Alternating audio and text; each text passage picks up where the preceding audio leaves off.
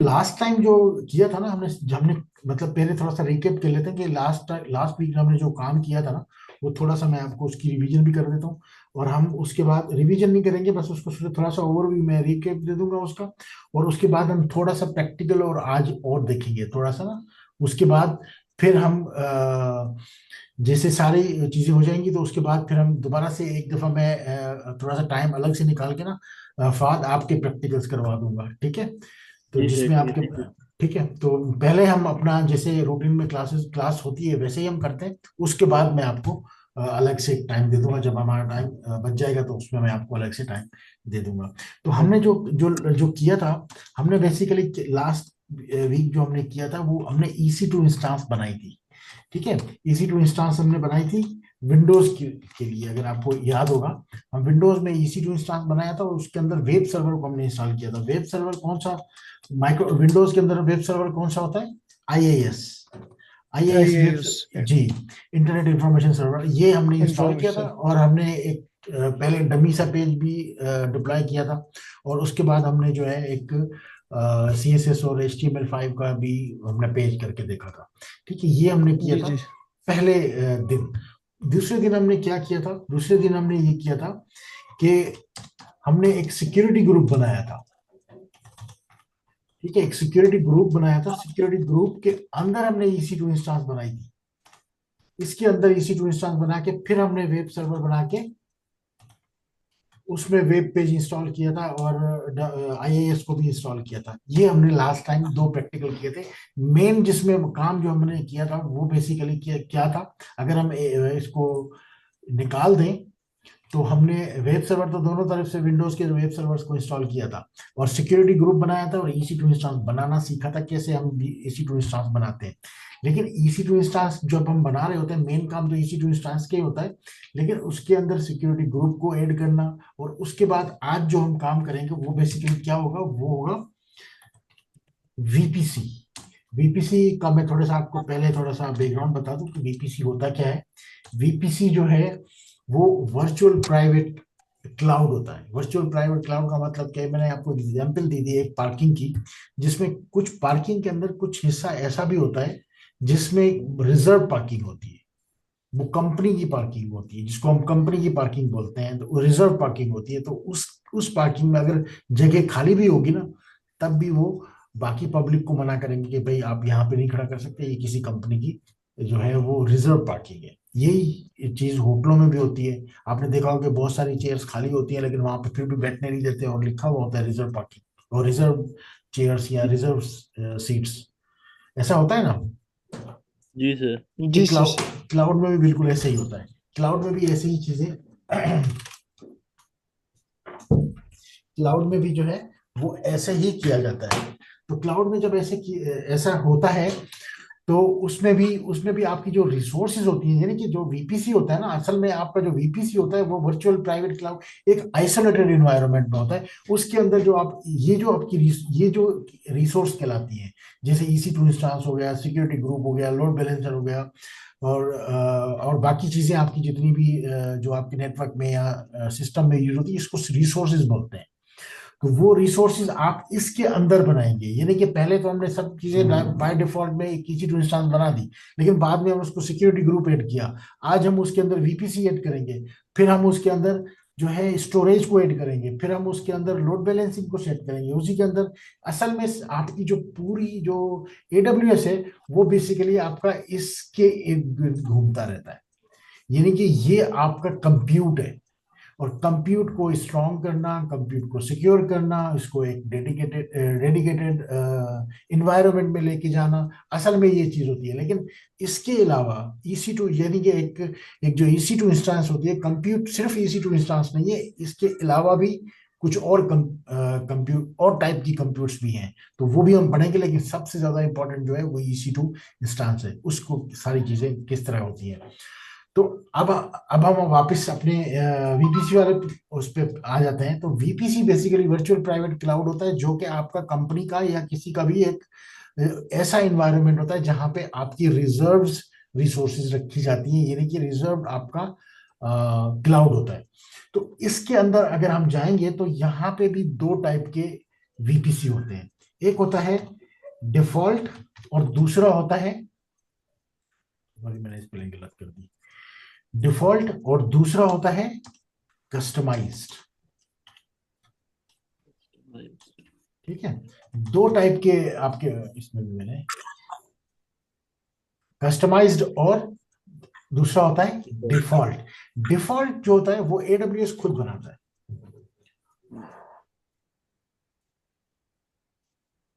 जो default VPC होता है वो एडब्ल्यूएस खुद उसको मैनेज करता है, आपको कुछ करने की जरूरत नहीं होती। ठीक है, आपको कुछ करने की, लेकिन कस्टमाइज जो होता है ना, वो आपको उसमें सारी चीजें आपने खुद कॉन्फ़िगर करनी होती है।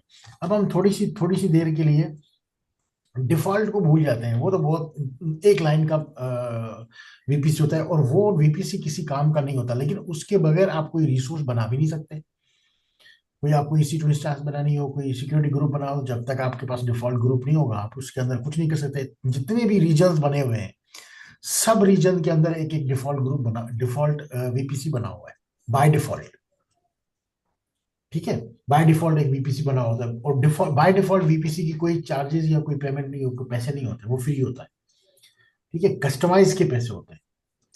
तो डिफॉल्ट तो बन गया, उसको आप थोड़ी देर के लिए भूलिए। अब आ जाए कस्टमाइज पे। कस्टमाइज जब आप वीपीसी बनाते हैं तो सबसे पहले कस्टमाइज वीपीसी में सबसे पहले आईपी रेंज सेट करते हैं। आईपी रेंज समझते हो? आईपी समझते हो क्या? आईपी, आईपी क्या होता है आमिर, आपको पता होगा।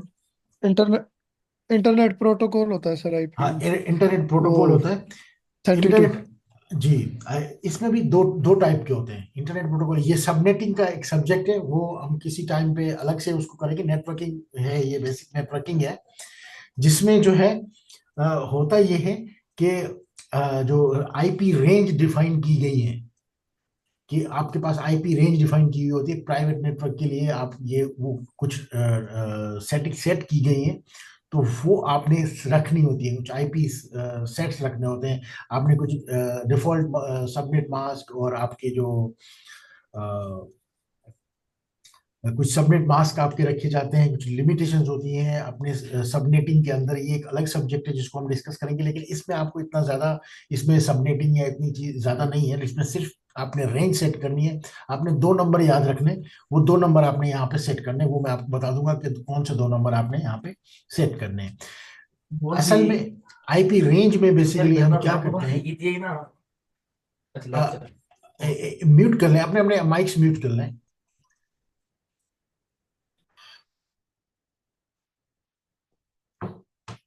इसमें क्या होता है कि हम आईपी रेंज बताते हैं। सबसे पहले हम आईपी रेंज बताते हैं, यानी कि एक एरिया बताते हैं, एक बहुत बड़ा ग्राउंड हम सिलेक्ट कर लेते हैं। उस ग्राउंड के अंदर हमने कुछ पोर्शन अपना बनाना होता है, जिसको हम कहते हैं सबनेट। सबसे पहले हम अपनी आईपी सेट करते हैं, उसके बाद जो दूसरा स्टेप होता है उसमें हम सबनेट बनाते हैं। पहले हम वीपीसी बनाते हैं जिसमें हम आईपी देते हैं, वीपीसी का नाम देते हैं। दूसरा स्टेप हमारा कौन सा है? सबनेट का होता है, हम सबनेट डिफाइन करते हैं। और तीसरा हमारा स्टेप क्या होता है? Internet gateway. ठीक है, इंटरनेट गेटवे देते हैं हम, इंटरनेट गेटवे बनाते हैं। इंटरनेट गेटवे का काम क्या होता है? जो हम ये वीपीसी बना रहे हैं ना, इस वीपीसी को इंटरनेट प्रोवाइड करना। वो कौन प्रोवाइड करता है? Internet gateway. ठीक है, और इंटरनेट गेटवे के बाद हमने एक और स्टेप कॉन्फ़िगर करना होता है, वो होता है राउट टेबल। ये तीन छोटे छोटे स्टेप्स हैं जो कि हमने कॉन्फ़िगर करने होते हैं। ये हम चारों स्टेप्स जो है कॉन्फ़िगर करने, यानी कि सबसे पहले हमने आईपी रेंज देनी है, उसके बाद हमने सबनेट देना है, उसके बाद हमने गेटवे देना है, और उसके बाद हमने राउट टेबल को कॉन्फ़िगर करना है। जब ये सारे काम हम कर लेंगे तो उसके बाद हमारा कस्टमाइज वीपीसी रेडी हो चुका होगा, या रेडी हो जाएगा। ठीक है, वो प्रॉपरली काम करेगा। और ये इसको आप भी वीपीसी लिख दें यहाँ पे, तो ये आपका वीपीसी होंगे। अच्छा, अब हम इसमें अपनी रेंज भी बता देते हैं। ठीक है, अगर मैं यहाँ पे ये लिखूं, ये आईपी रेंज लिखूं 1.0.0.0/16, तो ये आईपी मेरी गलत है या सही है? आमिर आप बताएंगे।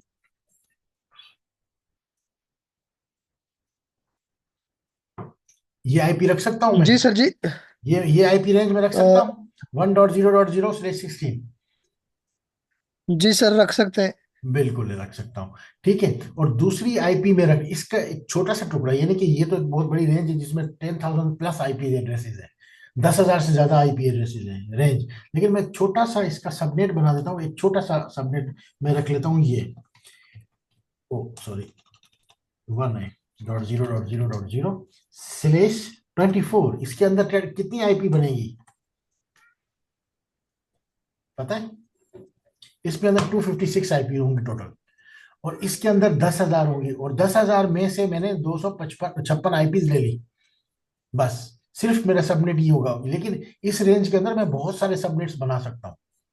लेकिन मैं अभी सिर्फ एक ही बना रहा हूँ, लेकिन मैं इस रेंज के अंदर बहुत सारे सबनेट बना सकता हूँ। लेकिन अभी अभी सिर्फ मैं एक ही सबनेट बना रहा हूँ। ठीक है, और उसके बाद मुझे क्या करना है, उसके बाद मुझे जो है यहाँ पे एक इंटरनेट गेटवे बनाना है, और उस इंटरनेट गेटवे में को मैंने ये बताना है कि ये इंटरनेट जो गेटवे इंटरनेट प्रोवाइड करेगा वो किसको करेगा, वो इस वीपीसी को करेगा, यानी कि जो मैं वीपीसी का नाम रखूंगा उसको मैं एक्सेस दे दूंगा। इसमें मैं वो स्टेप कॉन्फ़िगर करूंगा। और फोर्थ स्टेप कौन सा होगा? फोर्थ स्टेप वो होगा जो, एक तो आपका इंटरनेट, एक आपको जो इंटरनेट का गेट, इंटरनेट के जो आईपी एड्रेस होगा जिसको हम डिफॉल्ट आईपी एड्रेस भी बोलते हैं, वो हम ऐड करेंगे। डिफॉल्ट एक आईपी, यानी कि स्टैटिक राउट डाल देंगे हम एक डिफॉल्ट जो इंटरनेट से कनेक्ट करेगा। और दूसरा हमारे जो इंटरनल नेटवर्क होगा, लेकिन लोकल एरिया नेटवर्क होगा, उसको हम ऐड कर देंगे इंटरनेट गेटवे के साथ, यानी कि पूरी हमारी कम्युनिकेशन हो सकेगी पूरे कस्टमाइज्ड वीपीसी को। वो प्रैक्टिकली होगा तो आपको सही तरीके से और ज्यादा सही तरीके से समझ में आएगा। तो हम प्रैक्टिकल करेंगे। ठीक है, प्रैक्टिकल करने के लिए हमें क्या चाहिए होगा? सबसे हमें चाहिए होगा वीपीसी का डैशबोर्ड। जी सर। ठीक है, तो मैं अब लॉग इन करता हूं अपने EC2, और अब मैं अपने उस पे AWS पे, जिस तरह हमने EC2 कंप्यूटर को लेकर आए थे, बिल्कुल सेम प्रोसेस होता है वीपीसी का भी। अगर आप यहाँ से जाएंगे तो यहाँ पे आप इसकी कंप्लीट जो सर्विसेज है वो कौन सी होगी आपने लेंगे, आपने लेना है नेटवर्किंग एंड कंटेंट डिलीवरी। तो यहाँ पे सबसे वाला लास्ट वाला ऑप्शन है CVPC। अगर आपने यहाँ से आपने ओपन करना है तो कर सकते हैं, अदरवाइज आप यहाँ से भी ओपन कर सकते हैं VPC। जैसे आप VPC यहाँ पे लिखेंगे तो यहाँ पे VPC लिखा हुआ आ जाएगा, और इसको जैसे क्लिक करेंगे तो इसका अपना डैशबोर्ड आ जाएगा, जैसे EC2 डैशबोर्ड आता है इसी तरह से VPC का भी डैशबोर्ड आ जाएगा।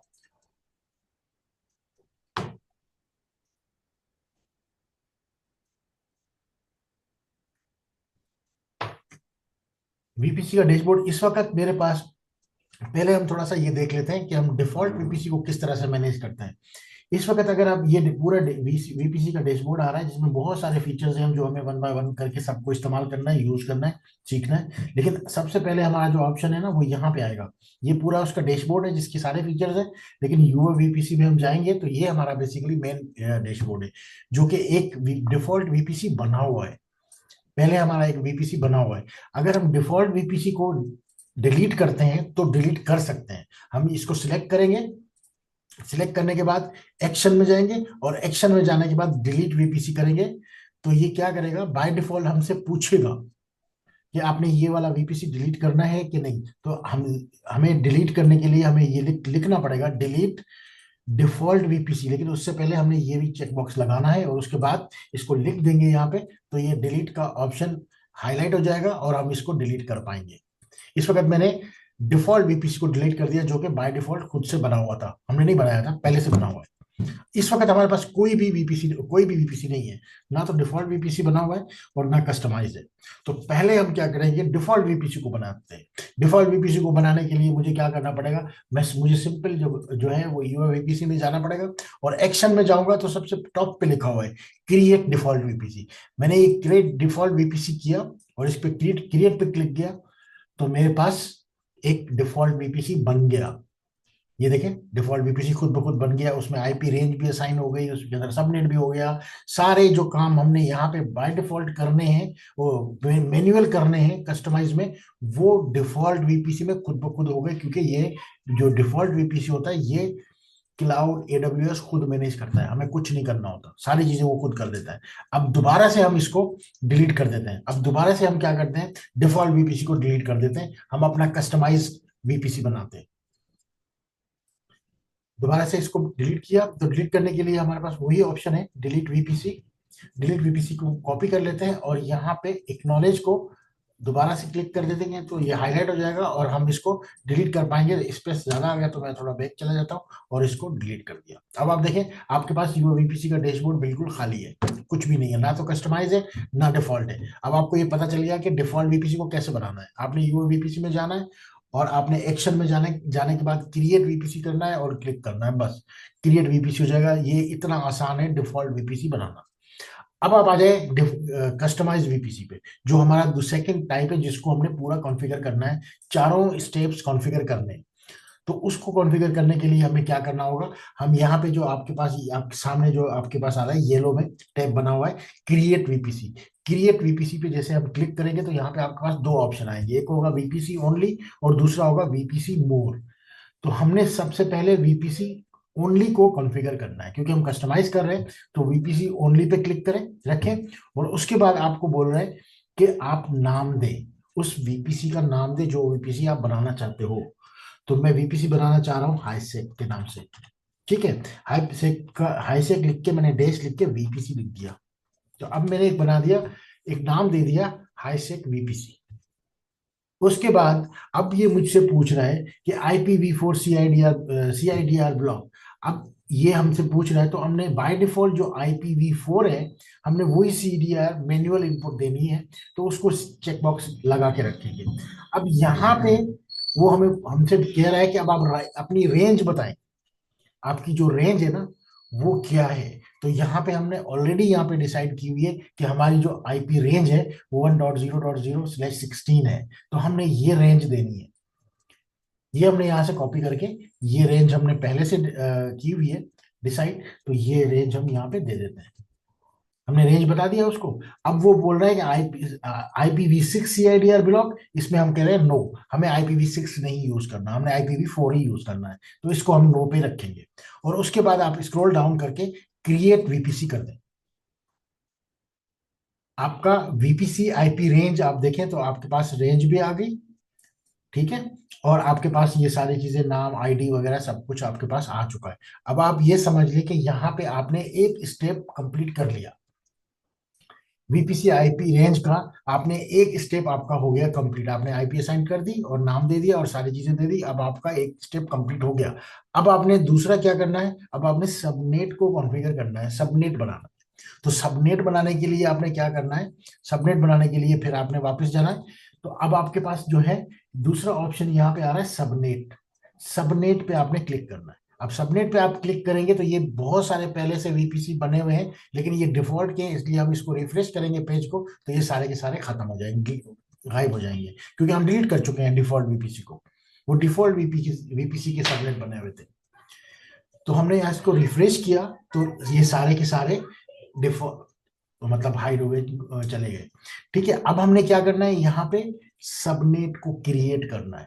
तो सबनेट को क्रिएट करने के लिए क्रिएट सबनेट पे जाएंगे। क्रिएट सबनेट पे जाने के बाद सबसे पहला जो ऑप्शन है जो हमसे पूछ रहा है कि जो सबनेट आप बना रहे हो वो कहाँ बना रहे हो, कौन से वीपीसी में बना रहे हो। तो हमारे पास एक लिस्ट आ जाएगी, क्योंकि इस वक्त तो हमारे पास एक ही वीपीसी बना हुआ है हाई से वीपीसी के नाम से, लेकिन यहाँ पे बहुत ज्यादा भी आपके पास हो सकते हैं। अगर आपने बहुत सारे वीपीसी बना रखे हैं तो ये पूरी लिस्ट खुल जाएगी यहाँ पे, जो चाहे जिसमें चाहे आप अपना सबनेट बना सकते हैं। लेकिन इस वक्त हमारे पास एक ही वीपीसी बना हुआ है जिसको हमने सेलेक्ट करना है, वीपीसी हाईसेक वीपीसी।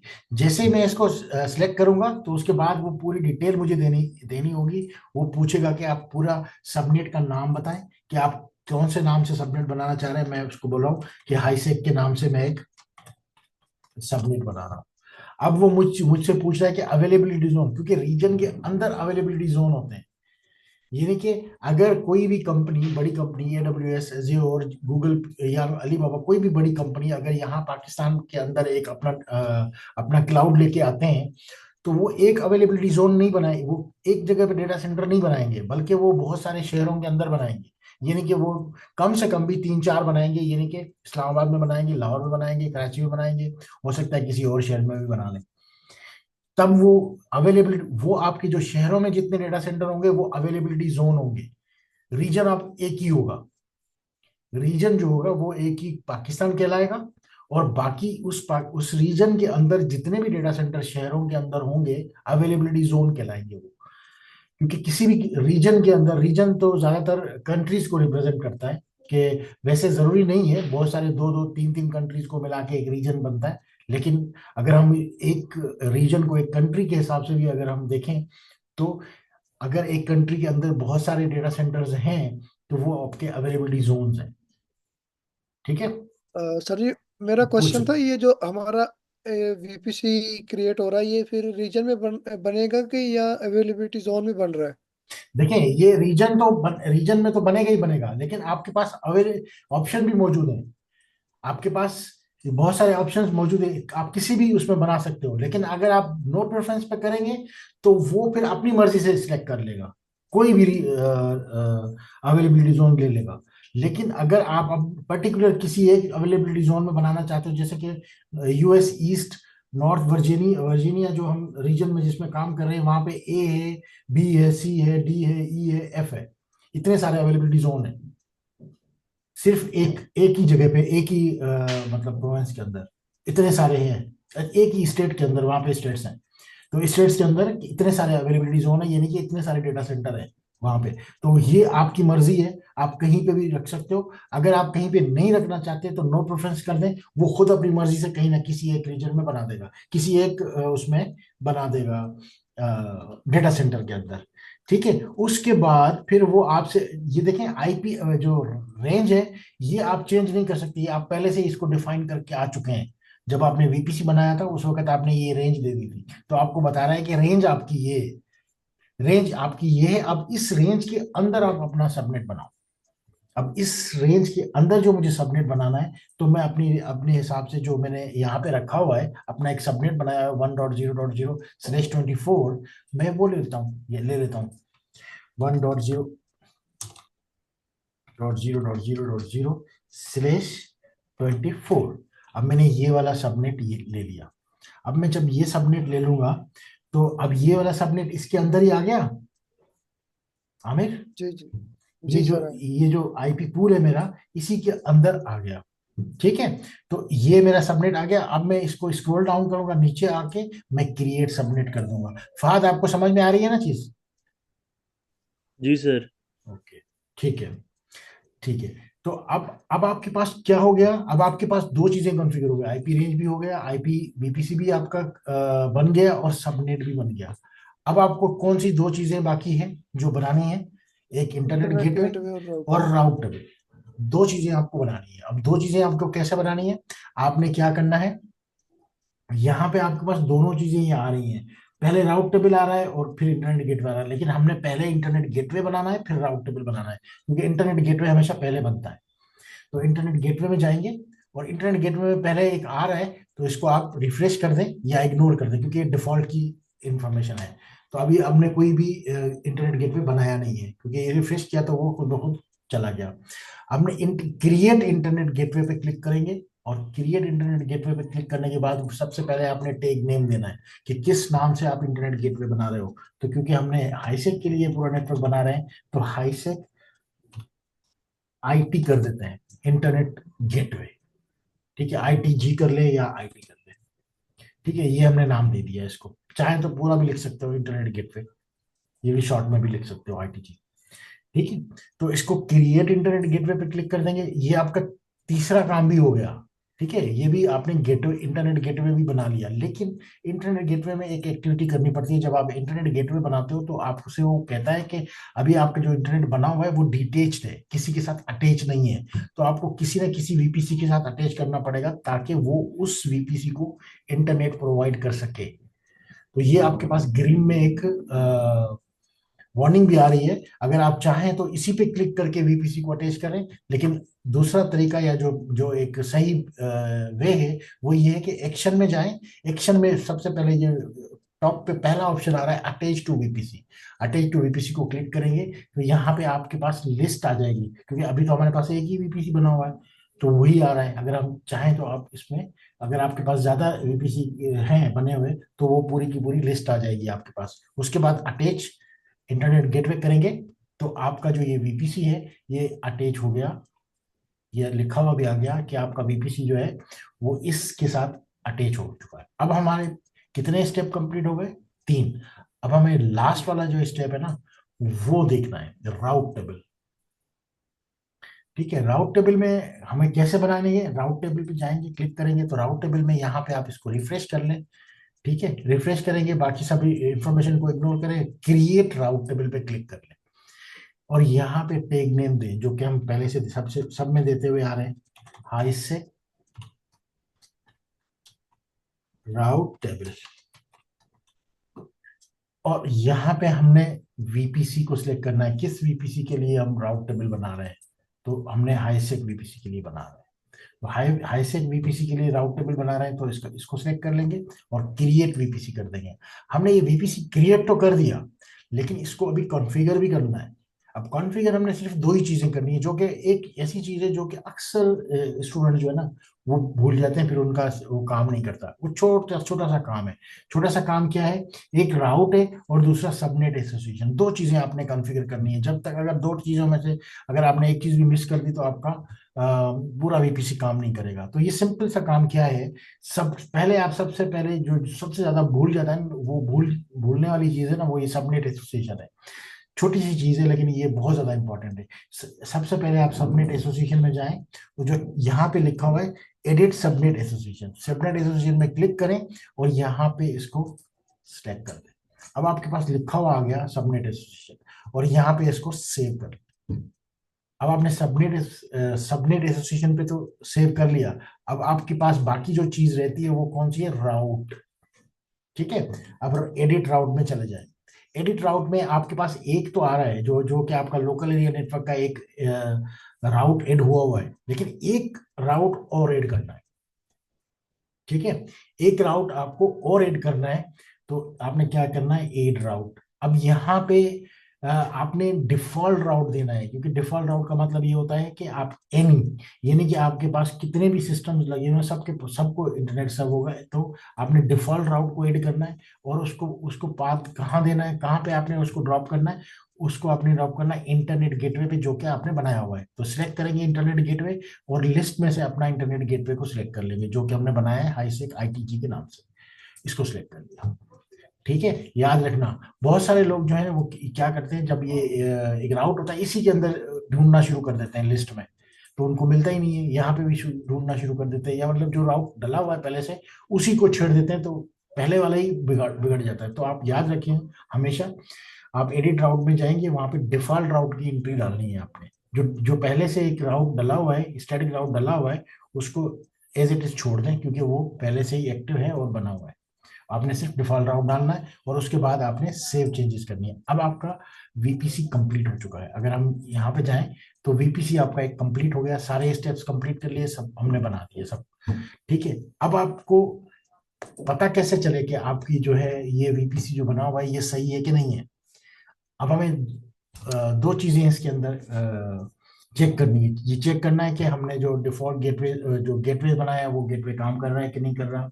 हमने जो सबनेट बनाया है उसी सबनेट की आईपी आ रही है कि नहीं आ रही। ठीक है, ये सब चीजें हमने चेक करने के लिए हमें क्या करना पड़ेगा? हम एक काम ये करते हैं, क्योंकि हम अब बनाएंगे सिक्योरिटी ग्रुप, क्योंकि हम पहले बना चुके हैं। सिक्योरिटी ग्रुप के बाद हम एक बनाएंगे EC2 इंस्टॉल, तो उसके बाद हम उसको प्रॉपरली कॉन्फ़िगर कर पाएंगे, ये पूरा प्रैक्टिकल हम परफॉर्म कर पाएंगे। तो हम अब जाते हैं कहाँ पे? EC2 डैशबोर्ड के अंदर। हमने वीपीसी तो बना दिया। अब वीपीसी बनाने के बाद हमें क्या करना है? सिक्योरिटी ग्रुप बनाना है। अब ये रिपीट हो रहा है, आपकी ये वाली क्लास रिपीट हो रही है, ध्यान से। ठीक है ना, सिक्योरिटी ग्रुप दोबारा बन रहा है, इसको देखना है इसमें क्या चीजें हैं जो चेंज कर रहे हैं हम। सिक्योरिटी ग्रुप तो पहले भी बनाया था, लेकिन सिक्योरिटी ग्रुप के अंदर थोड़ी सी चेंजेस होगी, वो नोट करनी है आप लोगों ने। ठीक है ना, अब हम यहाँ पे EC2 डैशबोर्ड में आए। EC2 डैशबोर्ड के अंदर ये देखें सिक्योरिटी ग्रुप आ रहा है, तो सिक्योरिटी ग्रुप में आप जाएं और क्रिएट सिक्योरिटी ग्रुप में जाएं। तो क्रिएट सिक्योरिटी ग्रुप में पहले तो हमने नाम दे दिया था, नाम हम पहले भी दे चुके हैं, अभी दोबारा दे देते हैं, हाईसेक SD।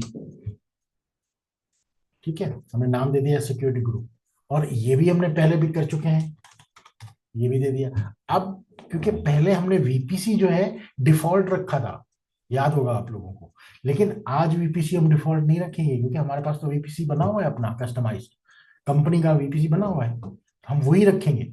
ये चेंज है, ठीक है। तो डिफॉल्ट नहीं रखेंगे, क्योंकि अगर डिफॉल्ट होगा और बहुत सारे वीपीसी यहाँ पे हो सकते हैं, हमने वो पर्टिकुलर वही वीपीसी सिलेक्ट करना है, तो हमने ये वीपीसी सिलेक्ट कर दिया, ठीक है।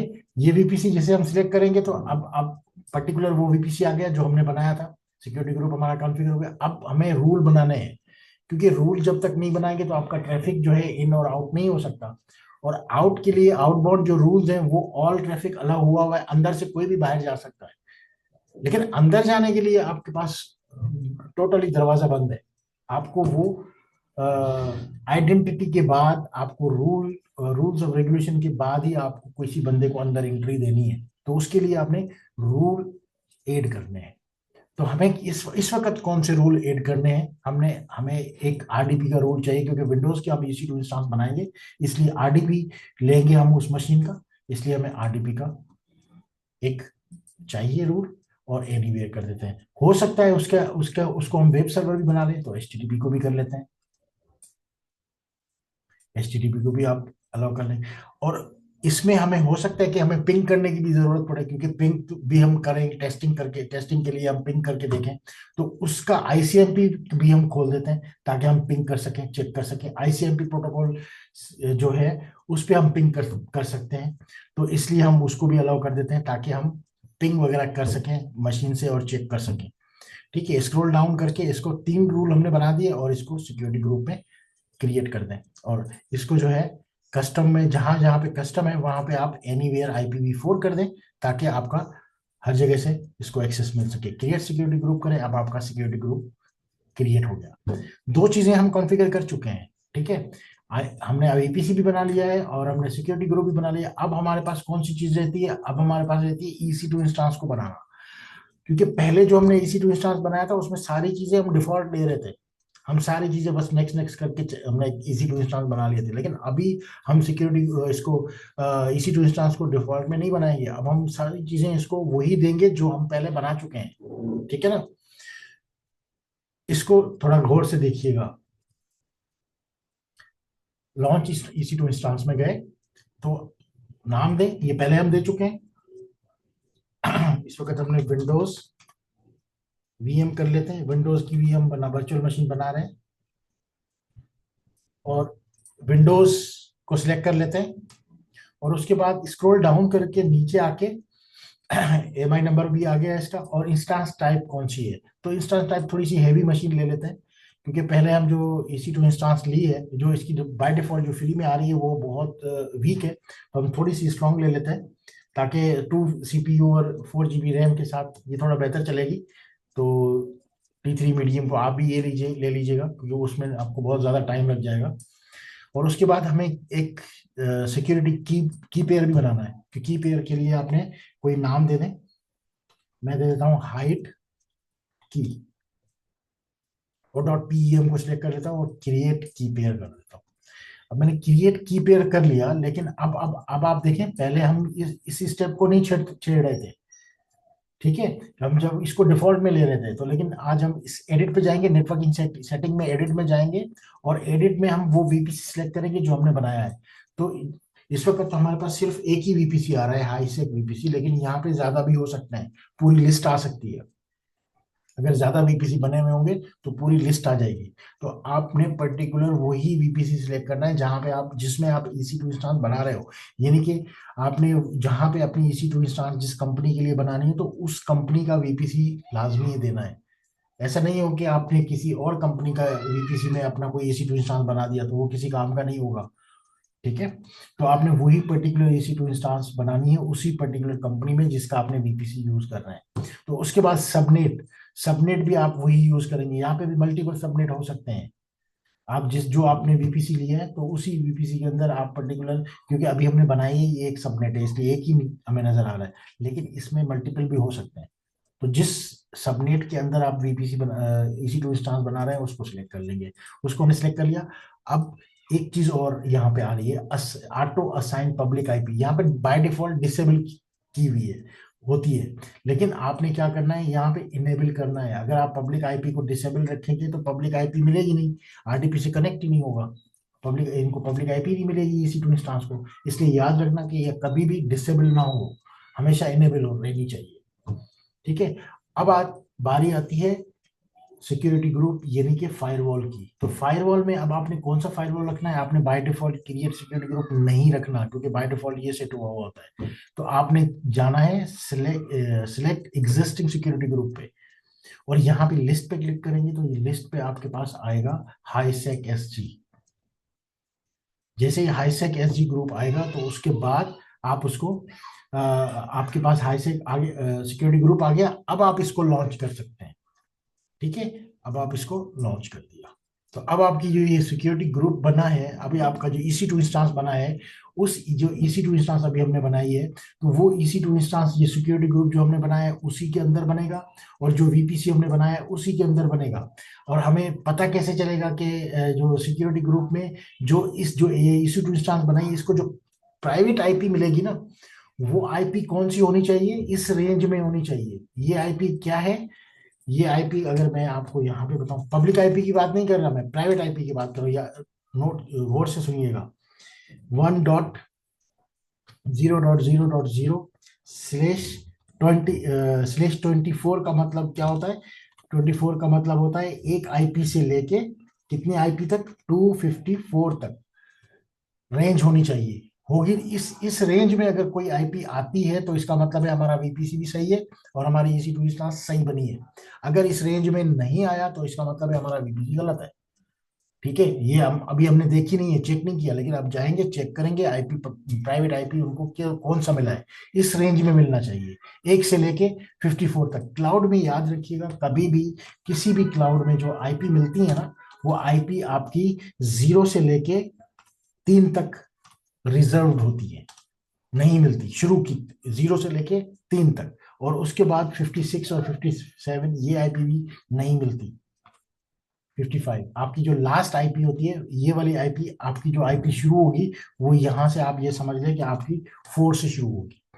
3 भी कहीं पे मिलता है, क्योंकि 2 और 3 जो आईपी होती है वो डीएनएस की होती है, रिजर्व होती है, डीएनएस के लिए यूज तो नहीं कर रहा होता लेकिन रिजर्व रखते हैं। 0 जो है वो उसका सबनेट आईपी होता है, ब्रॉडकास्ट आईपी होता है, डीएनएस के लिए रिजर्व होता है। तो आपकी जो आईपी यूजेबल आईपी जो वैलिड नंबर है वो 4 से स्टार्ट होगा और 254 तक एंड होगा, किस में, /24 के अंदर।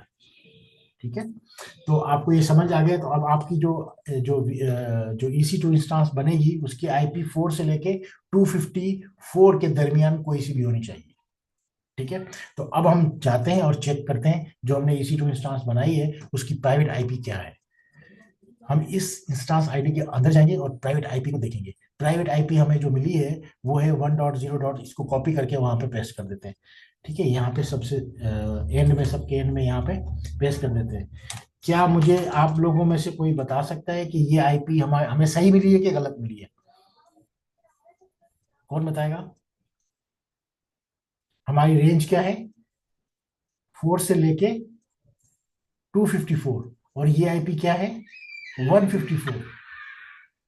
सही सही मिली है? मिली है। सही जी मिली है? सर। सही मिली। जी जी सर। बिल्कुल सही मिली है, क्योंकि इसी रेंज में आती है ये आईपी, इसी रेंज में आती है। तो हमें एक चीज तो पता चल गया कि हमारा जो सबनेट है, आईपी रेंज है, ये दोनों चीजें सही कॉन्फ़िगर की हैं। कौन सी दो चीजें? हमने आईपी रेंज भी सही दी है और सबनेट मास्क भी सही दिया है, तो ये दो चीजें तो हमारी टेस्ट हो गई। अब हमें कौन सी दो चीजें और टेस्ट करनी है, इंटरनेट गेटवे और राउट टेबल। अब इंटरनेट गेटवे को किस तरह से हम टेस्ट होगा हमारा, हम क्या करेंगे, इसको कनेक्ट करेंगे। अगर ये हमें एक्सेस मिल जाता है, कनेक्ट हो जाती है, RDP भी काम करता है, सिक्योरिटी ग्रुप भी टेस्ट हो जाएगा और इंटरनेट गेटवे भी टेस्ट हो जाएगा और राउट टेबल भी सेट टेस्ट हो जाएगा। अगर अगर ये मशीन हमारी हमें इसका एक्सेस मिल जाता है, ये कनेक्ट हो जाती है, तो जाते हैं कनेक्ट पे और RDP क्लाइंट पे जाते हैं, डाउनलोड रिमोट डेस्कटॉप फाइल पे जाते हैं और ये RDP हमारे पास फाइल डाउनलोड हो गई। और हमें दूसरा काम क्या करना पड़ेगा, आप लोगों को लास्ट क्लास में मैंने बताया था, गेट पासवर्ड पे क्लिक करना पड़ेगा। और गेट पासवर्ड पे हम क्या करेंगे, अपनी जो की हमने बनाई थी उस की मदद से हमने एक पासवर्ड को जनरेट करना है। डाउनलोड में जाएंगे और यहाँ पे HYD की नाम से एक की बनी हुई है, इस की को यूज करते हुए डिक्रिप्ट पासवर्ड करके हमने एक पासवर्ड जनरेट कर लिया, और इसको हम कॉपी कर लेते हैं और डाउनलोड में एक फाइल हमारी पड़ी हुई है RDP की, उस पर क्लिक करके हम कनेक्ट कर लेते हैं। और पेस्ट कर दिया और ओके कर दिया। अब हम इसको यस करेंगे।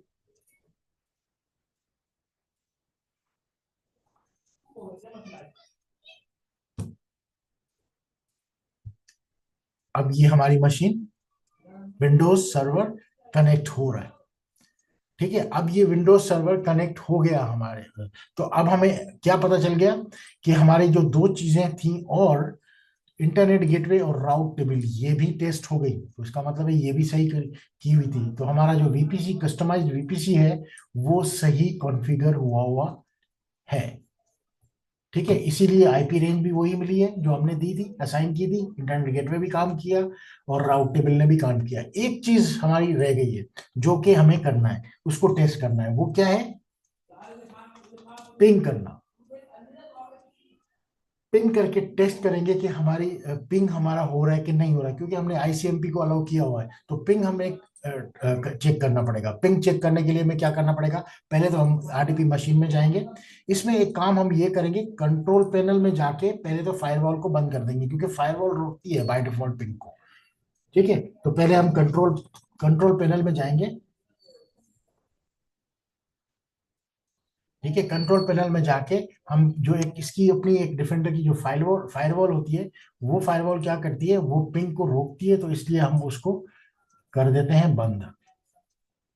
ये रही, डिफेंडर में जाके इसको टर्न ऑफ कर देते हैं। रूल भी बना सकते हैं कि इसके अंदर बना के फिर उसको अलाउ कर दे, लेकिन ये सबसे आसान तरीका यही है कि इसको फायरवॉल को ही बंद कर देते हैं। और फायरवॉल को बंद करेंगे तो हम पहले इसको पिंग करके देख लेते हैं कि ये पिंग हो रही है कि नहीं हो रही।